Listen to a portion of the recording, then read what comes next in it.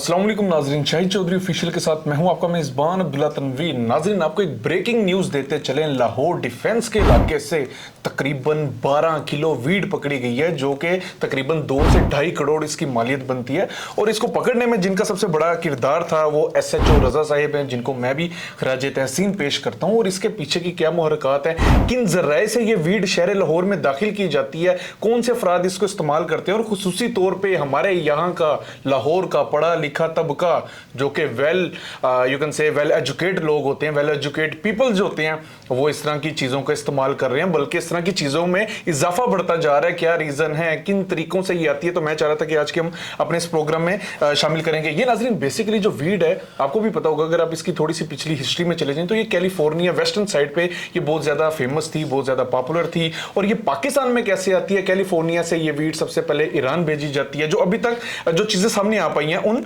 मुल्जिमान से, उसमें ऐसे है कि ये कैलिफोर्निया से सबसे पहले ईरान आती है, ईरान के बाद इस वीड को कराची भेजा जाता है, कराची के बाद जो पार्सल बैग्स होते हैं उसमें डाल के इसको लाहौर भेजा गया था, जो कि ये तकरीबन 12 किलो वीड थी। अब नाइट पार्टीज में वहां पे इसका बहुत ज्यादा इस्तेमाल किया जा रहा है और स्टूडेंट्स में एक रुझान बहुत ज्यादा फैलाया जा रहा है इस वीड के हवाले से। कहा जाता है कि एक आइस भी नशा है, जैसे कि नाज़रीन आपको भी पता है। तो कहते हैं जी कि जो आइस होती है उसके जो ताबकाती असरात होते हैं वो बहुत जल्दी आते हैं, बहुत जल्दी जो भी बंदा इसके एडिक्शन में लग जाता है, जो भी इसके इस्तेमाल करता है, उसके जो दिमाग होता है उसके ऊपर ये काबिज हो जाती है, यानी कि उसका दिमाग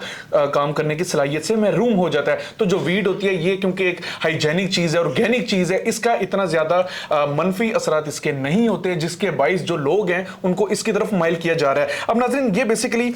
ये जो मुल्जिमान पकड़े गए हैं, इनमें से इनकी जो तहकीकात की गई है, इनमें से वो लोग जो जिनको हम कह सकते हैं कि मेन कैरेक्टर्स थे इस वीड को बिकवाने के हवाले से, उनसे जब सवाल जवाब किए गए हैं तो उनसे पता चल पाया है कि इसका जो मेन सरगन है इस पूरे गैंग का, वो ईरान में बैठा हुआ है। वो ईरान में बैठ के वहां पे टेलीफोनिक जो राब्ते होते हैं, बेसिकली आपको पता है जो सैटेलाइट टेलीफोन्स होते हैं, वहां से वो कॉन्टैक्ट करता है, कोऑर्डिनेशन करता है, अपनी चेन को बनाता है और उसके बाद इस वीड को यहां तक भेज रहा है। और आज के दौर में आप देख रहे हैं इस चीज के इतना ज्यादा स्टूडेंट्स के ऊपर रुझान बढ़ाया जा रहा है, और सिर्फ इसी चीज को कह के कि ये एक हाइजेनिक है, ऑर्गेनिक चीज है, ये कुदरती पैदावार है, इसके साइड इफेक्ट्स नहीं होंगे। हालांकि ऐसा बिल्कुल भी नहीं है। जिस तरीके से आइस हम कह सकते हैं कि जो आम आवाम होती है, जो उसकी तरफ जिसको माइल किया जा रहा है, उसके भी ताबकाती जो असरात है बहुत ज्यादा नेगेटिव हैं, इसी तरीके से वीड के भी हैं। और मेरा खुसूसी तौर पे स्टूडेंट्स के हवाले से ये पैगाम होगा कि जो स्टूडेंट्स को वर्गलाया जा रहा है, जो उनके ज़हन में मिस इंफॉर्मेशन डाली जा रही है कि आप वीड का इस्तेमाल कर लें, इसके ज्यादा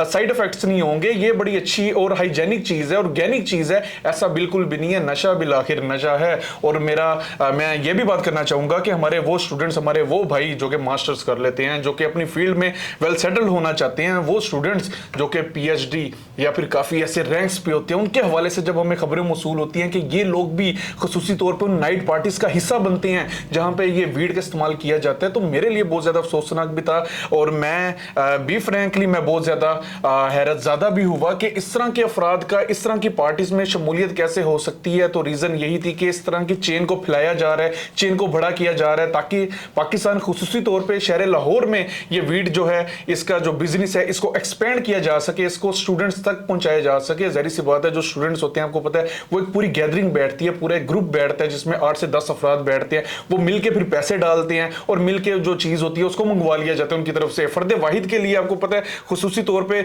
वो हमारा तबका जो कि इतना ज्यादा वेल सेटल्ड नहीं होता, लाइक मिडिल क्लास जो तबका होता है, वो जो फर्द वाहिद होता है, तो वो उसको खरीदने में काफी मुश्किल होती है ना, काफी ज्यादा महंगी ये चीज होती है। तो ये तासुरात दिए जा रहे थे। तो मेरी गुजारिश होगी हमारे सरकारी इदारों से, बल्कि सबसे पहले तो मैं SHO रजा साहब को खराज तहसीन पेश करूंगा, और मेरी इनसे दरख्वास्त होगी, दिली तौर पे दरख्वास्त होगी कि खुदारा इस तरह के जो मजीद लोग हैं, जो मजीद चेन है, कौन कौन से अफराद हैं जो इसमें मुलविस है, उनको भी लाजमी पकड़ा जाए, उनको लाजमी उन कैमरा शो किया जाए, ताकि हमें भी पता चल सके कि हमारे मुआशरे में गंदी फिजा को कौन बढ़ावा दे रहा है, हमारे मुआशरे में इस तरह की चीजों को कौन लेकर आ रहा है। और इदारों को भी चाहिए चेक एंड बैलेंस लाजमी रखा जाए। जैसा कि एक चीज पॉइंट आउट होती है कि कराची कराची से ये यहाँ पे पार्सल बैग्स में से आते हैं, तो FIA से मेरी दरख्वास्त होगी, मेरी हमारी ऑर्गेनाइज्ड क्राइम यूनिट से दरख्वास्त होगी, इस तरह की चीजों के ऊपर लाजमी नजरसानी की जाए ताकि हमारी जो आने वाली जनरेशन है उसके ऊपर इस तरह के मनफी एस्पेक्ट्स, मनफी इफेक्ट्स ना आ सकें और पाकिस्तान का जो मुस्तकबिल है वो मजीद बेहतर हो सके। नाजरीन, प्रोग्राम का फीडबैक जरूर दीजिएगा। इसी के साथ अपने मेजबान अब्दुल्ला तनवीर को इजाजत दीजिए। अल्लाह निगहबान।